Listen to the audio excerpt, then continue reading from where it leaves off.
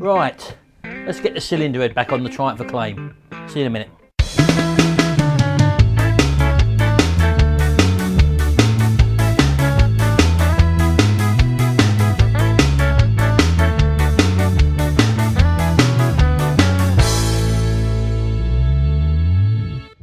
Right, well, I've virtually assembled the Triumph Acclaim head now. I've put the inlet manifold back onto it, and I've left the exhaust manifold off. I'm going to put that on in the car when it's actually on the car, just to aid with the weight that's going in there. So I've actually got it here, and I've got the head gasket as well.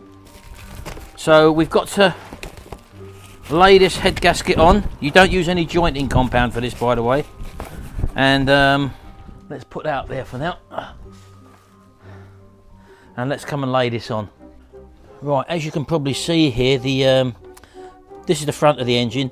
Pistons number 1 and 4 are at the top of the stroke, and that marries up with the timing crank mark, lines up with the top dead centre mark, which is on the actual pointer down there. What way does this go on? Let's have a look. Is that the way? Yep, that's the way that goes on there. It's got to sit over that dowel there. There's a dowel sticking up there. And I think the other dowel is actually still in the head, so I'm going to have to get the dowel out and put it back in there, so just bear with me for a second.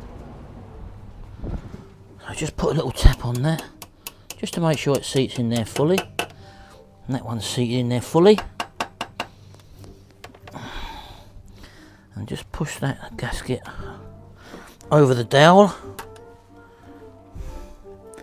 So all these faces have been cleaned off, as you know.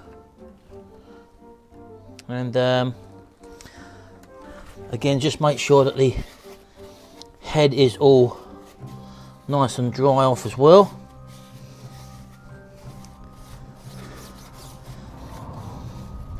As you can see, I've put the inlet manifold on already and give it a coat of paint as well, so that's okay. Right, so I'm happy everything else is there is clean, so I'm going to lift this now into place. One thing to note as well, just before I do, is that I don't know whether you're going to actually be able to see it here, but I've actually lined the timing marks up, which are either side, one there and one there, and they're supposed to go horizontal with the actual head as well, and I've actually done that. Right, let's put this on. Right, let's get this over there.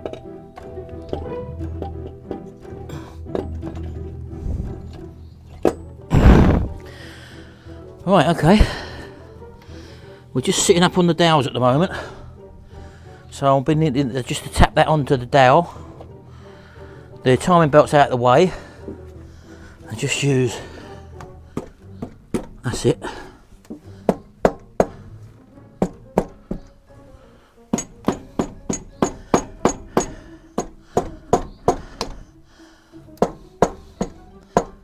There we go. Just check round the head that we're seating, which we are, all round there, and also around this side, and we're seating lovely there as well. So right, now that that's nicely on now, I'm just going to drop the bolts in now and torque them up. You haven't got to see that at normal speed, I'll speed it up a bit for you. See you in a minute.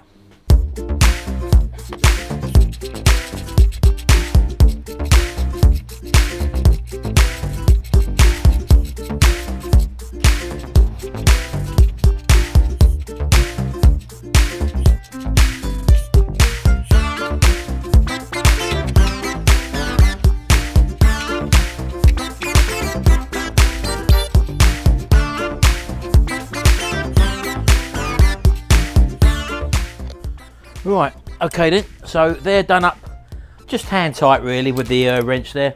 So we've now got to set these up to their correct tightening sequence and torque, and to do that we've got to use our torque wrench here, and we have to torque these up in a 2-stage affair. The first torque setting is do them all up at 22 foot-pounds, and then the second stage is go around them all again up to 40 foot-pounds. Now, as you know, this is an inch-pounds torque wrench, which I have here, and 22 foot-pounds equates to 264 inch-pounds. So I'm going to go around and just nip these up, and you've got to do them in a certain order.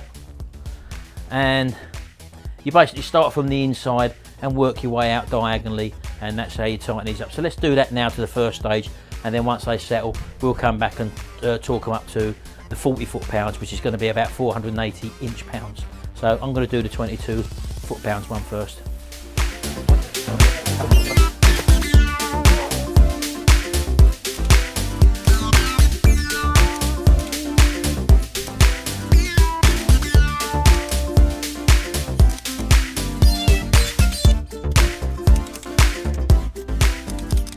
Right, okay then.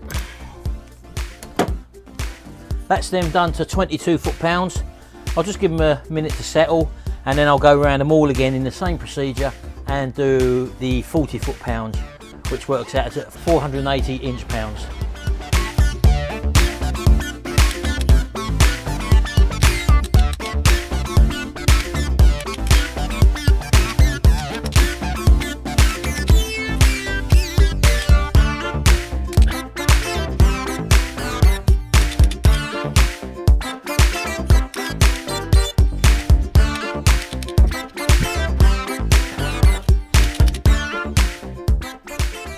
Right, okay then, the cylinder head now is back on.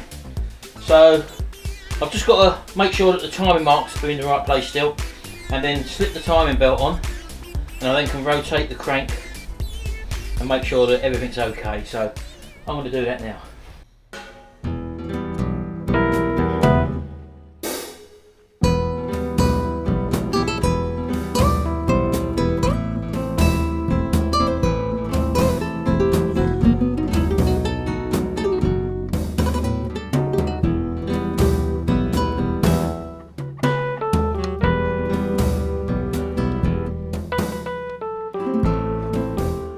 Right, okay, it's time to drop in the oil pump drive gear, and I've actually put a little bit of a lube in this as well.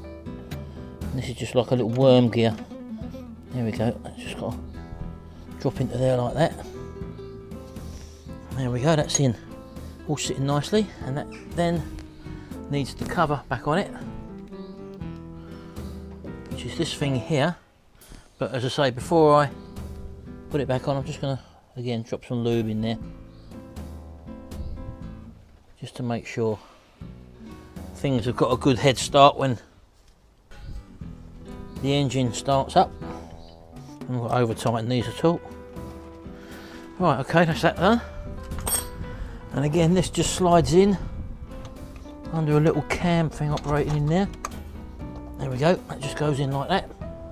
This is the bypass fuel hose bracket. I forgot to put this on. Just smack that over there like that. Just nice to be able to get to stuff as opposed to working on modern cars.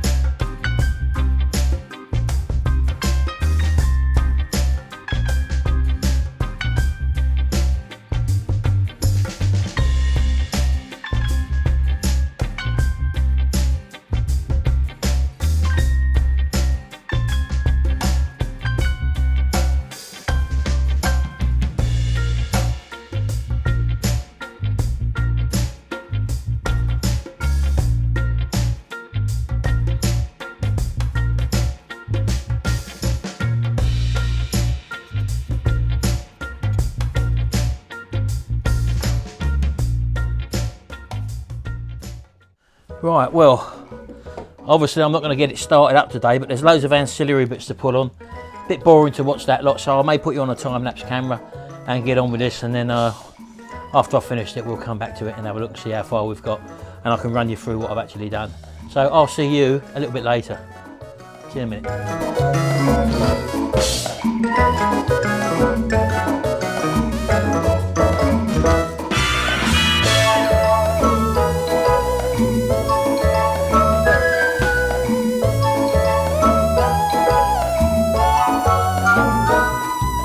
Bye.